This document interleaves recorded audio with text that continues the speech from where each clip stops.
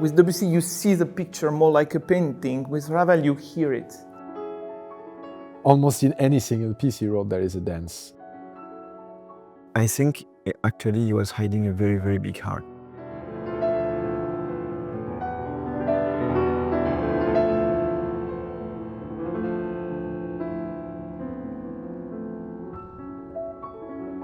In Ravel's music, there are, of course, some recurrent themes and subjects. Ravel was extremely seduced by natural elements, be it earth, air, and, of course, water and the sound of water.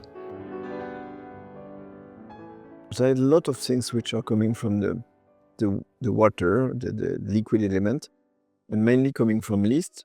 I think that most of the piano writing ideas come from actually Franz Liszt in Jeu d'eau de la Villa d'Este.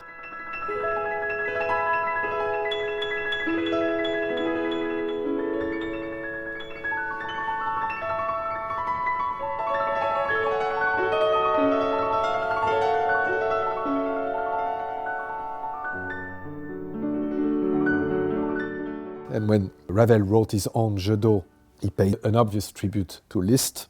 There are almost like some passages that almost look and sound exactly the same as in the piece of Liszt. So basically some scales, some very light arpeggios, some harmonic twists that were found and can make think about water. All this kind of aquatic sound is really definitely coming from Liszt.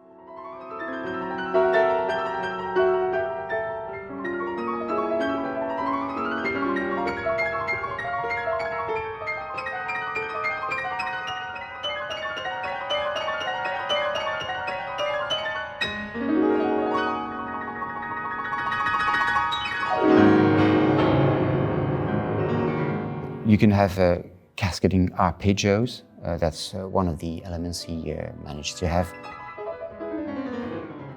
Shimmering harmonies. And probably the extensive use of the high piano register to suggest waves, all sorts of waves.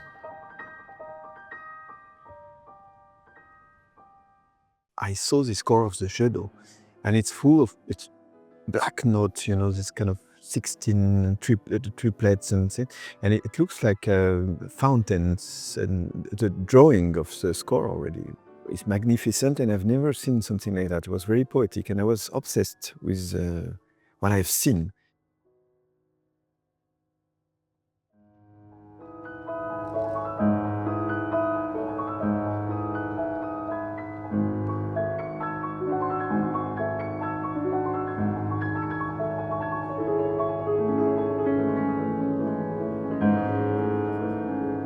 This music, which is coming from Liszt, I would say clearly trying to be what we call mainly impressionism. If you think also about Noctuelle from Neujahr, all this Hors de barque sur l'océan.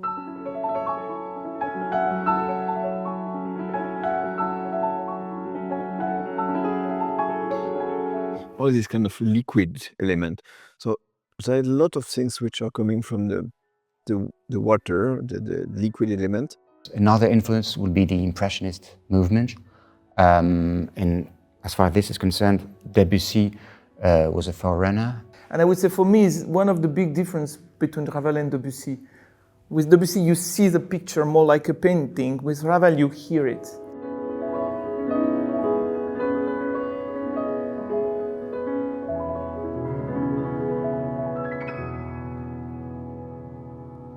Ravel's music is deeply connected with dance because he loved movement, he loved dynamism, and he had a certain fascination with rhythm in general. The presence of the dance in Ravel universe is almost in any single piece he wrote, there is a dance. It's probably one of the most important elements of his music is dance. And that's also surprising. I would say, first of all, there might be, of course, the influence from where he comes from, this region, the Basque country, close to the border of Spain.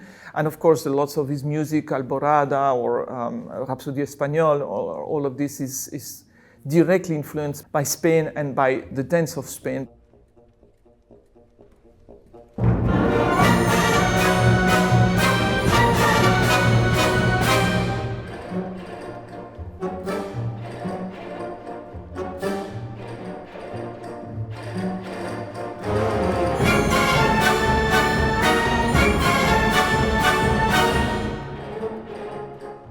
Ravel developed his own sensitivity to dance, even though it's not the kind of dance that you would properly like dance easily. It's an interpretation of dance. Even in la valse, you have, of course, you have choreography associated to that, but it's not like it's not just a normal random valse, if I may say. It's expressing something through the music and with the addition of the choreography. His biggest piece is Daphnis and Chloé, and it's called like a symphonie chorégraphique. If you take the example of Daphnis et Chloé, that's fine music for any sort of dancer, but it's rather complicated in its structure compared to bolero, for instance, or any of the valse. There is a mixing of the narrative structure that has something rather abstract in its evolution, and the rhythmic structure, which has something to do with dancing and the dance.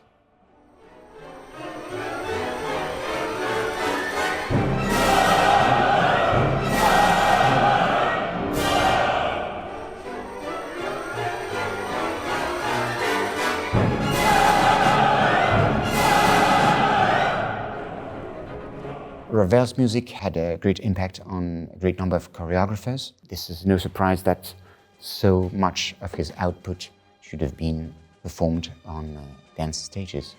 There is always a connection with dance, also for a professional reason, is that he was working, he got commissions. There were opportunities for a composer to do things that are associated with choreography, with dance. It was very successful at that time.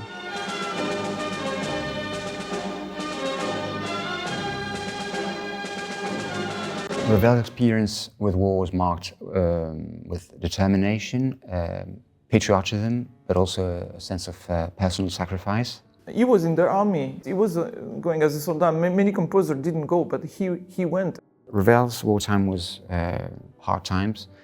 He had to suffer the illness of his mother. Also, because he was becoming sick, he knew that at the time he was losing his abilities. And I think there is something that at some point you can feel something about that he's on the edge a little bit. He was very sad about the loss of his friends. La valse is a description of the madness of the world and the disaster of the war.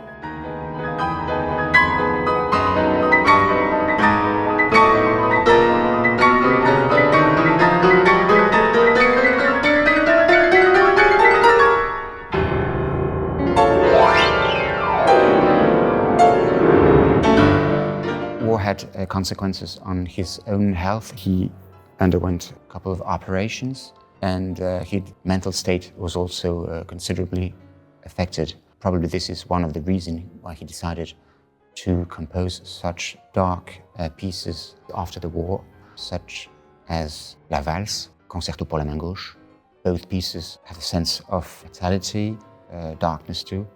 And of course, the last pieces for piano he wrote was Le Tombeau de Couperin, and it's not a late piece. So I would more mention the concertos, and especially the left-hand concerto, which for me, it shows much more of himself in a very emotional way and pretty dark, actually.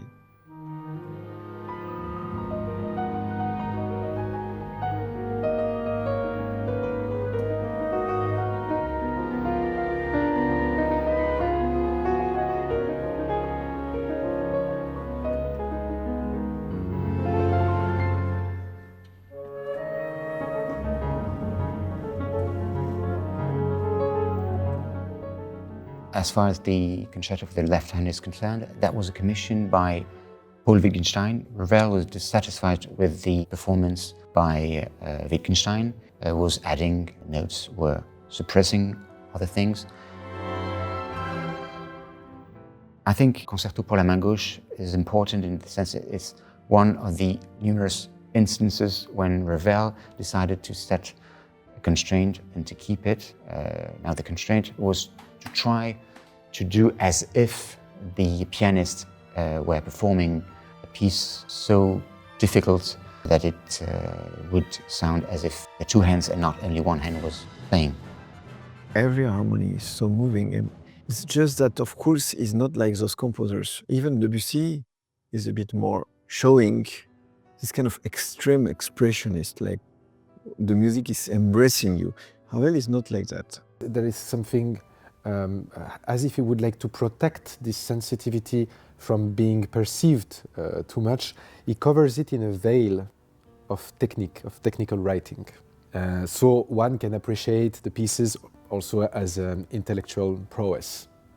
But under this there is some very special kind of sadness in his music, almost everywhere. If it's not sadness or sorrow, it's at least melancholy.